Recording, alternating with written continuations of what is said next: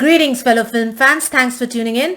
My name is Mercy, and this is the Funny Pajamas YouTube channel.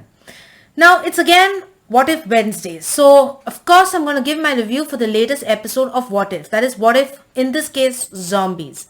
Now, straight off the bat, I want to tell you, if you haven't seen the spoiler sign that's up on the screen right now, we are going to delve into spoilers. So if you haven't watched this latest episode, episode 5, do go ahead, watch it, save this video for later, and then come back and we can have a fun discussion. And listen, while you're here, why don't you take some time, smash that beautiful like button, that red subscribe button, become a subscriber to my channel if you haven't done so already. And of course, don't forget to hit that bell icon so that you're notified every time I post something new. Now with that down and out of the way, let's get down straight to it. Now this episode is titled What If Zombies. Basically, Earth's mightiest Avengers become zombies. So we start off following straight after the events of Thor Ragnarok, the ending of Thor Ragnarok, and sort of the beginning of Avengers Infinity War.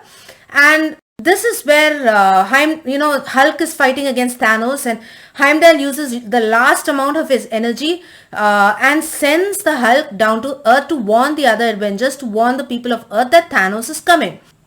So Bruce Banner, who is the Hulk, lands inside the inner sanctum that is occupied by Doctor Strange, and he finds the entire place absolutely desolate and isolated. He can't find anyone, so he steps out. So basically he steps out and he comes face to face with the Black Order, that is Ebony Maw and I think the Black Giant. I'm sorry if I'm saying his name wrong. Ebony Maw and the Black Giant, and they are there to, they're there like in Infinity War. They're the first ones to make an appearance. Now Bruce tries to bring out the Hulk. He's unable to do so, and just when he's about to ask for help, Tony Stark, Doctor Strange and Wong end up. At least they don't clearly show. And when they take down the members of the Black Order, they finally reveal their faces to show that they are actually zombies. So basically what has happened is that zombie apocalypse has hit, and most of the Avengers have been turned to zombies. Now there are a few who have escaped, those being Hope Van Dyne, that is Wasp, Peter Parker, that's Spider-Man, Kurt, who's one of the sidekicks of Ant-Man, Happy Hogan survives, Sebastian Stan and Sebastian Stan's character Winter Soldier, and Okoye. These are those who have, and Sharon Carter. So these are the people who have survived, and they bring Bruce Banner into their fold. Now they need to find a way to stop this virus, but they don't know how to do it. Now apparently the virus was brought into the world through Hope Van Dyne's and for this bit you have to know a bit about what happens in Ant-Man and the Wasp, where Hank Pym goes into the quantum verse to save his wife. While doing so, he gets infected with the virus which has infected his wife, and when they return, they start attacking people and the virus spreads. Hope manages to escape.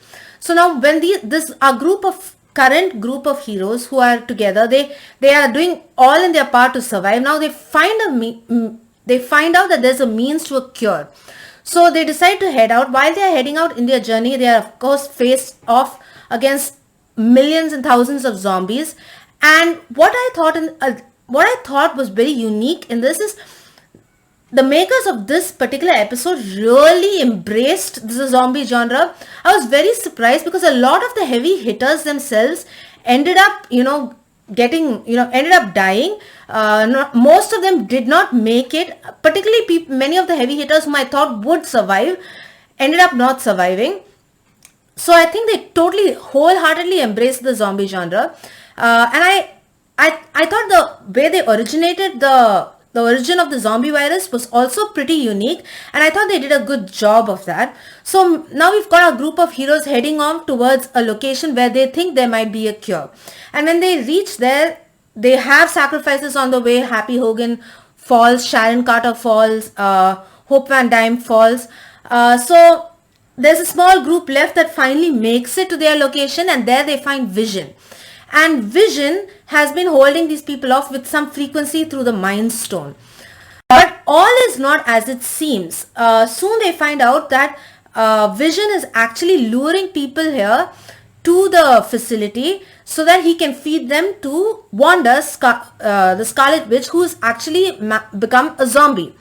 So they managed to find T'Challa with just one leg there, and T'Challa tells them, yeah, he has been doing this. He's been luring people here so that he can feed them off to Wanda. So, Vision's not exactly the good guy here.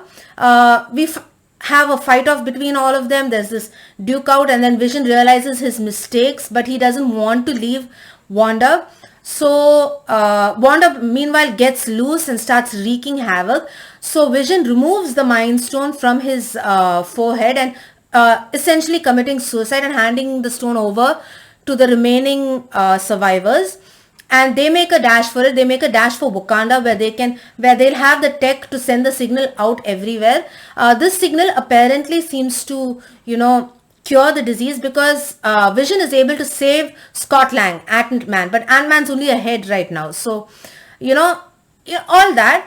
So the remaining Avengers, who eventually end up being only Peter Parker and T'Challa and Scott Lang, they end up taking the quad jet and flying towards Wakanda.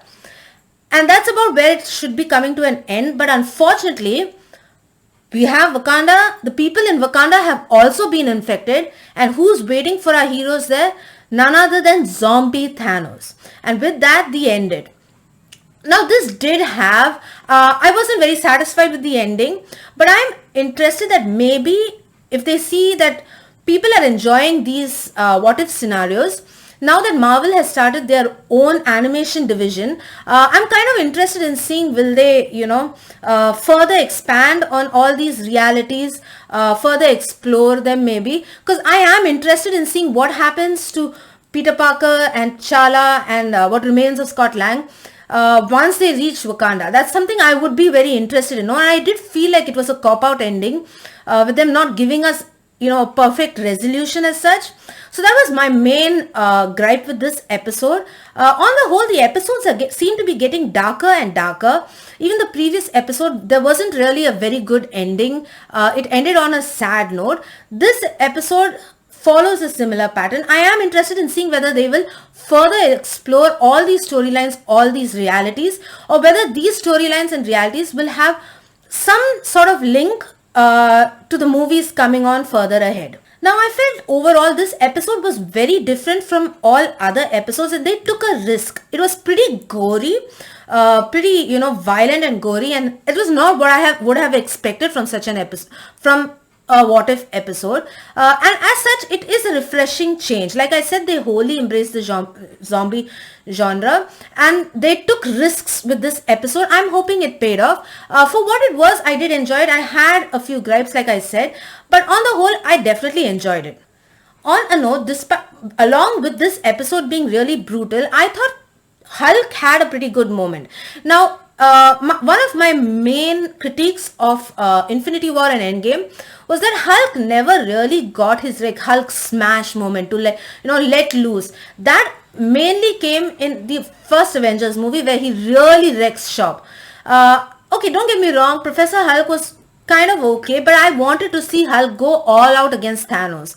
And we didn't really get that in Infinity War or Endgame, but we sort of made up for it in this episode where Hulk sacrifices himself by going straight into the crowd of zombies. So on the whole, it was positive, had a few negatives, not my favorite so far.